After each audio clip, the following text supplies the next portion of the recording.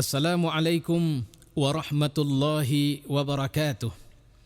Innal hamdalillah wassalatu wassalamu ala qudwatina wa habibina Muhammad wa ala alihi wa sahbihi ajma'in. Faqala Allah fil Qur'an, a'udzu billahi as-sami'il 'alim minasy syaithanir rajim. Bismillahirrahmanirrahim. Dzalikal kitabu la raiba fihi hudal lil muttaqin. Sadaqallahul azim wa sadaqa rasulihil karim wa nahnu ala dzalika minasyahidin wa ba'du. Saudara kaum muslimin yang mulia, pembicaraan kita makin mendalam dan menukik pada persoalan dhaful akidah. Kemarin pada pelajaran yang lalu kita sudah mendiskusikan bagaimana seorang politisi dia bisa jadi kutu loncat ke sana kemari dengan dalih kebenaran, dengan dalih membela orang-orang miskin, orang-orang tertindas, rakyat dan sebagainya. Padahal di dalam hatinya berkecamuk sebuah penyakit, sebuah kekhawatiran bahwa sebenarnya kalau saya tidak punya kursi lagi, apa saya masih bisa memberi makan anak istri saya? Apa kalau sebenarnya saya sudah kehilangan kursi, saya masih punya rezeki seperti yang sekarang ini? Dia lupa bahwa sebenarnya Allah lah pemberi rezeki itu. Inilah pengeroposan akidah di situ. Pejabat, penguasa, pimpinan, ketika mereka merasa memiliki kekuasaan, lantas mereka khawatir kekuasaan itu hilang, mereka mempertahankan dengan gaya otoriter dan sebagainya. Atau orang-orang kaya yang khawatir hilang kekayaan, maka dia tidak berani untuk meninggalkan praktek-praktek bisnis yang haram, praktek-praktek bisnis yang di situ ada unsur ribawi dan sebagainya. Semua ini muncul dari kelemahan keyakinan. Mirip seperti ilustrasi yang selalu saya sampaikan dalam berbagai pengajian, di mana seorang sedang mengendarai mobilnya terjatuh ke dalam jurang, di mana ketika dia bisa keluar dari mobil itu dan berpegangan pada akar pohon, tangannya sementara kakinya menggantung dan mobilnya meluncur terus ke bawah, lantas meledak, terbakar. Dalam kondisi itu dia gemetar, sementara akar pohon sudah semakin membunyi kerak, hampir putus. Saat situasi itu dia sudah sangat tipis peluang hidup, dia teringat kepada Allah. Dia bilang sama Tuhan, "Ya Allah, saya minta tolong supaya saya bisa keluar dari kondisi ini." Allah jawab, "Kamu mau apa?" "Saya mau selamat ya Allah." "Selamat gimana?" "Saya mau sampai rumah tanpa kurang ya Allah."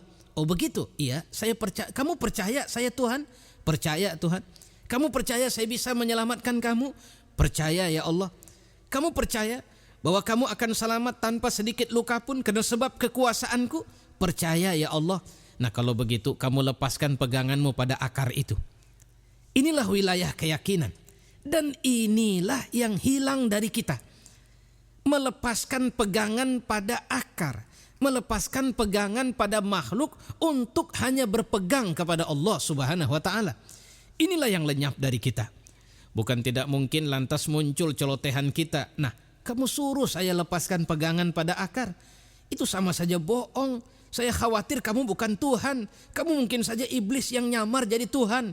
Padahal tadi mobil saya saja hancur berantakan. Kalau saya lepaskan pegangan ini tuh sama artinya saya mati dong. Saya jatuh ke bawah.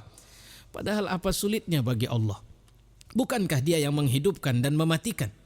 Bukankah Allah pernah membuktikan dalam sejarah kehidupan manusia di mana api tidak membakar Ibrahim?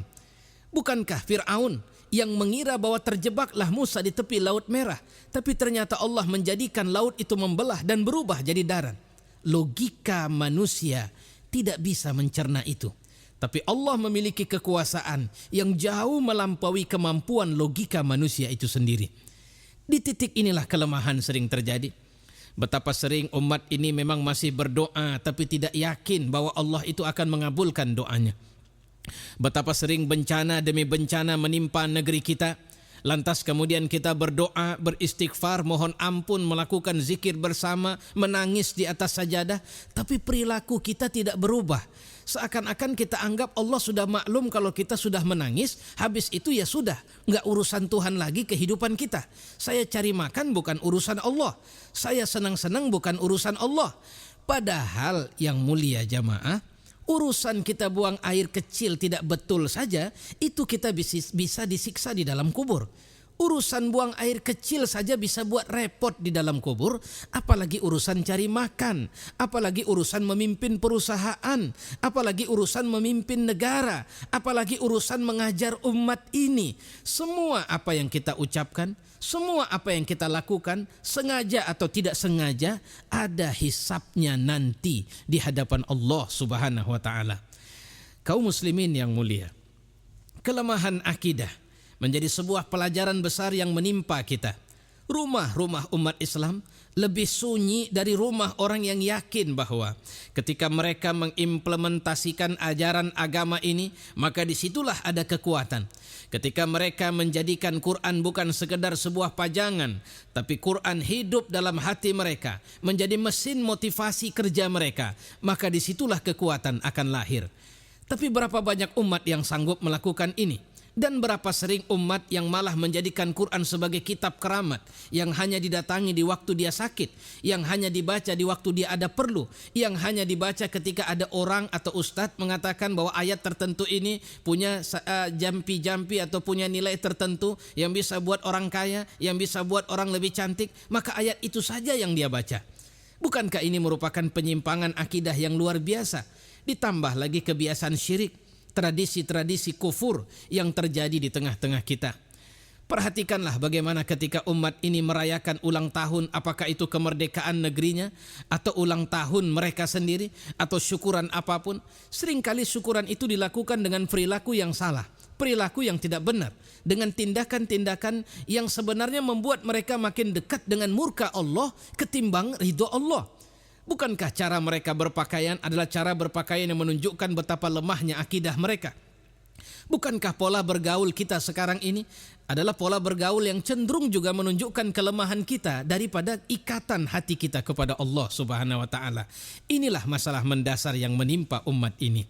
Insya Allah kita akan lanjutkan ini pada pelajaran yang mendatang. Wassalamualaikum warahmatullahi wabarakatuh.